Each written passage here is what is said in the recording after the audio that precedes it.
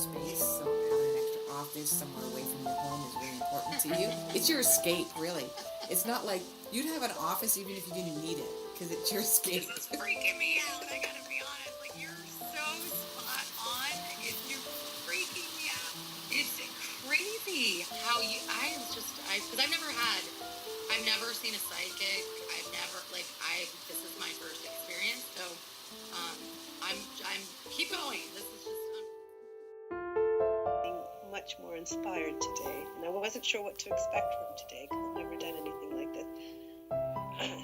It's not like a lot of people think it is, and that's what Dr. Shefali was really like in awe about, because she expected I was just going to talk about the future and predictions, and I was going to do a lot of labeling, and it's completely different. To be honest, Holly, I wouldn't.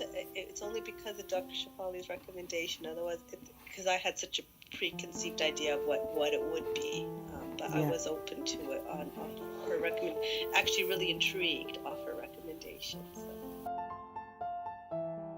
And can I book another session at some point with you? Mm-hmm. Your mom had that. She could have done that. She could have done animal communication. Mm-hmm. She had a really strong connection, and she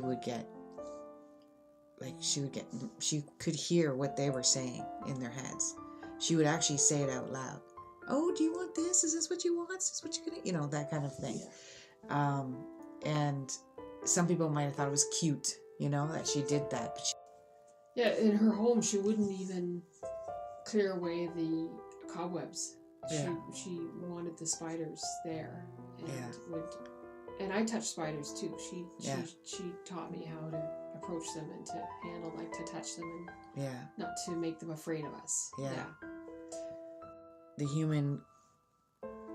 The animal interprets what the human is going through to someone like you, right? So, and the animal can tell you what's going on with that person.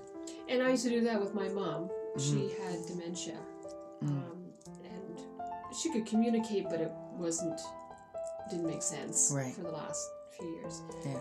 But I would take my dog in, and he was a Jack, so he wasn't huge, and I put him on a chair between the two of us, and she would talk to him and stroke him. So she, and he knew how to help, and I could pick up on. It was a needed communication that we had. Okay, so because I use that as an example, and I've said I've never seen anybody do that before, that to me tells me that your mom just gave me that story of what happened. So that is something an idea that you'll be working on yourself. And I wanted you to look back at 1999.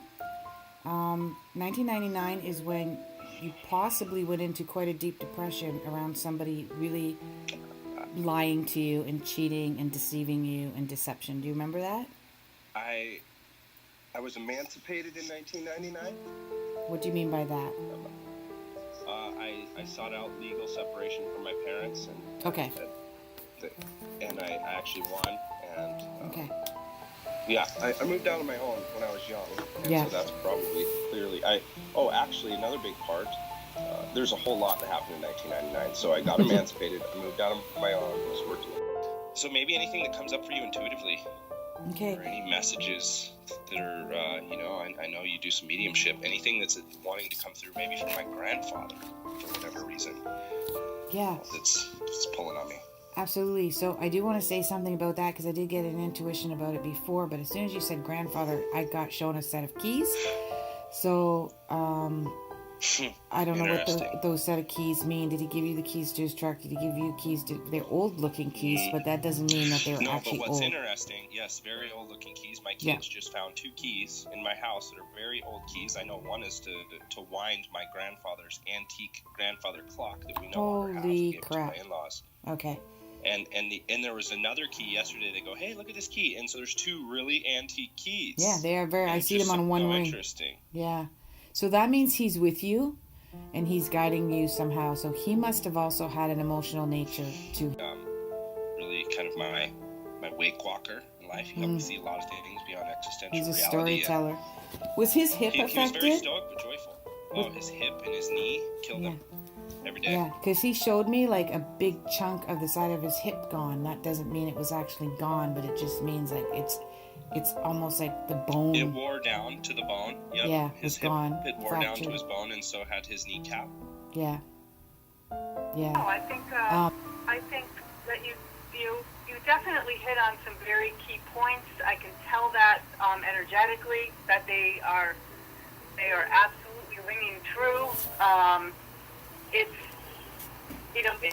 You definitely provided some clarity where I start thinking of too many things at once, and when I do that, I don't have clarity, and I find it hard for me to get grounded and centered myself to figure out which is the one that is making most sense. But you were helping me to access that inner knowing, so that is wonderful. End of next week to have that done and applied for, so that I can do the consulting and start pushing there, because a couple more people have asked me about consulting, and you had mentioned that in the last session. So and you also said last time that I should, when I have any opportunities, I should build in a 3-month trial basis. Yeah.